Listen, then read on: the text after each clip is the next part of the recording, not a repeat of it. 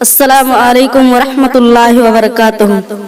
پڑوسی کے حقوق۔ حضرت ابو ہریرہ رضی اللہ عنہ سے روایت ہے کہ آپ صلی اللہ علیہ وسلم نے فرمایا، جو شخص اللہ پر اور قیامت کے دن پر ایمان رکھتا ہے اسے چاہیے کہ مہمان کی عزت کرے، اپنی پڑوسی کو تکلیف نہ دے اور ہمیشہ اچھی بات کہے۔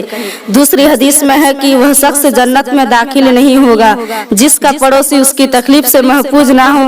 اور ایک حدیث میں آپ صلی اللہ علیہ وسلم نے 3 مرتبہ قسم کھا کر فرمایا، اللہ کی قسم، اللہ کی قسم، اللہ کی قسم، وہ مومن نہیں ہے تو وہ مومن نہیں ہے۔ آپ صلی اللہ علیہ وسلم سے پوچھا گیا کہ کون مومن نہیں ہے تو آپ صلی اللہ علیہ وسلم نے فرمایا، جو اپنے پڑوسی کو تکلیف دیتا ہے وہ مومن نہیں ہے۔ صحیح بخاری حدیث نمبر 6016۔